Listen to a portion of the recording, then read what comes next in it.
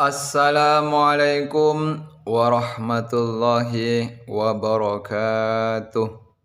Demi setetes berokah. Kisah murid yang diuji oleh calon gurunya.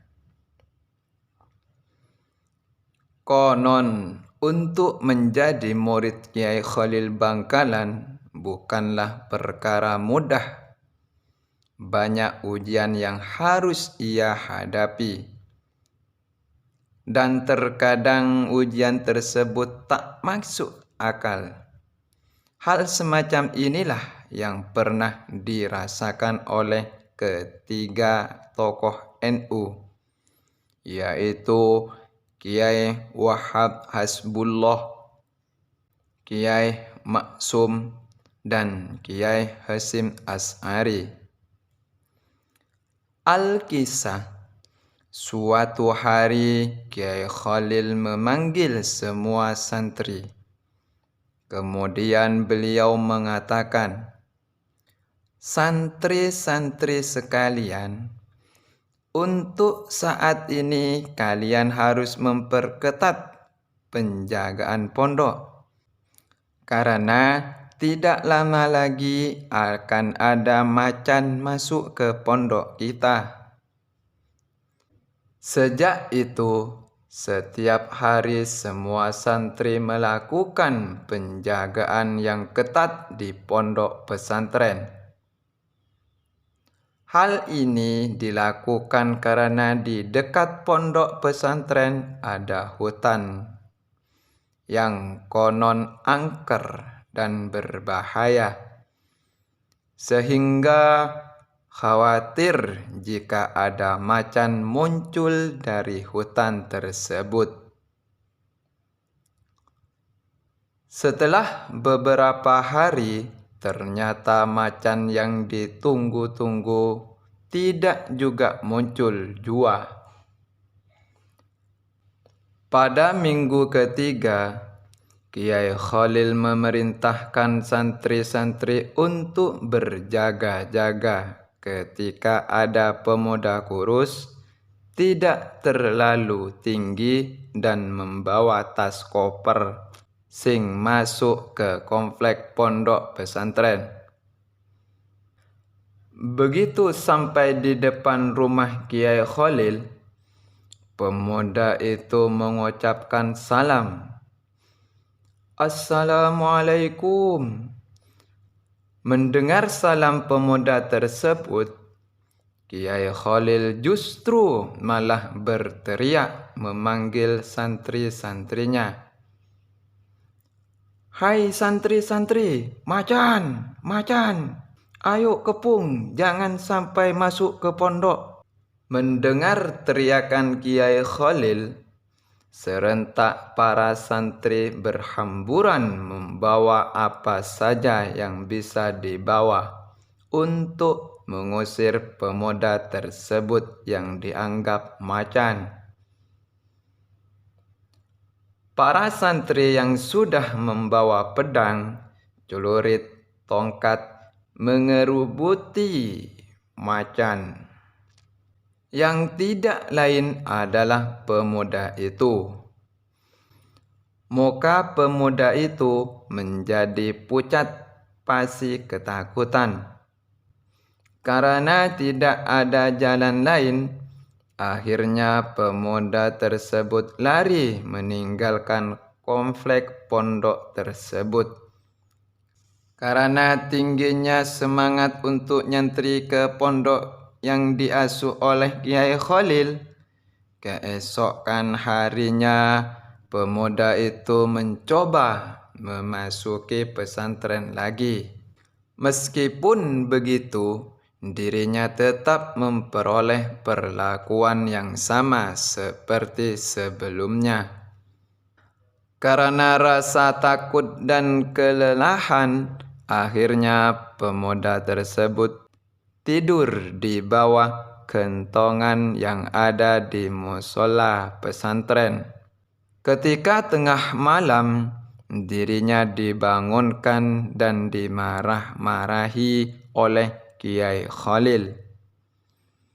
Meski demikian, setelah itu dirinya diajak oleh Kiai Khalil ke rumahnya dan dinyatakan sebagai salah satu santri dari pondok yang beliau pimpin.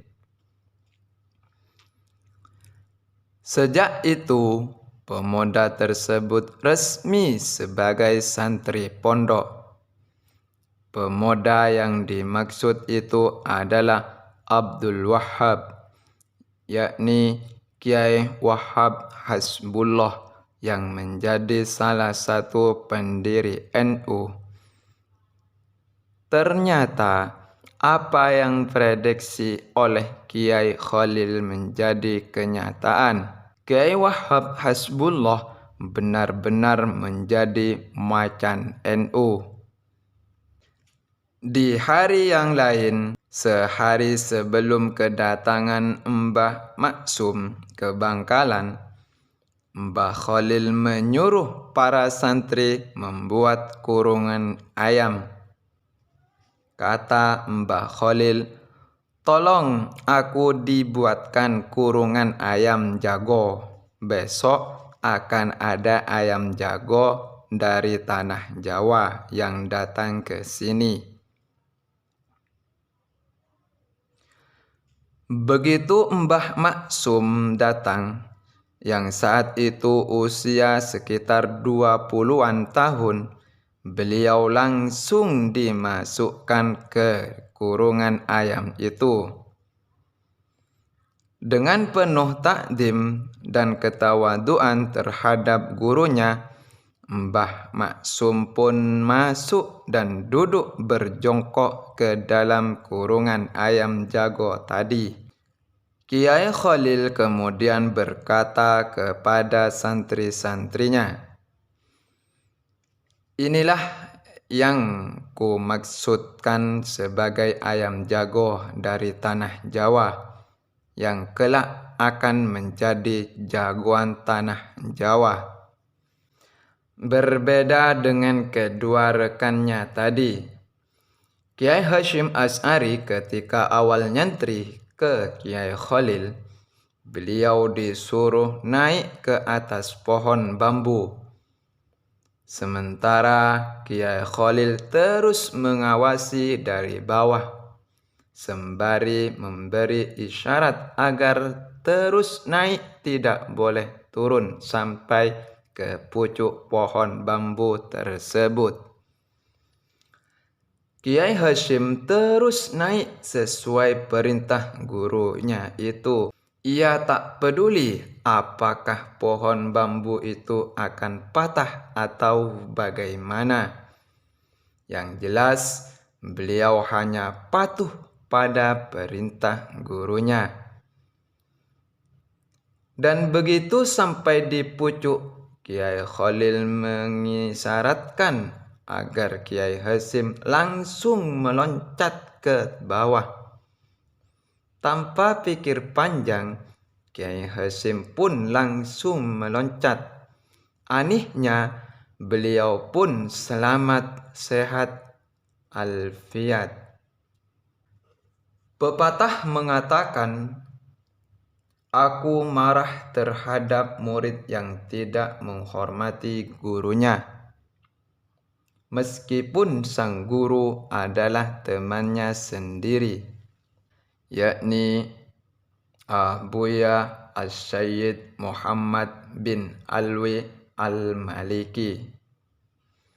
Sekian dan terima kasih kami ucapkan tentang kisah murid yang diuji oleh calon gurunya.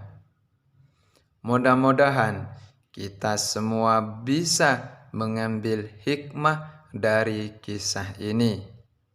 Dan apabila ada susunan perkataan yang kurang pas atau kurang difahami, kami selaku manusia biasa minta maaf yang tak terhingga.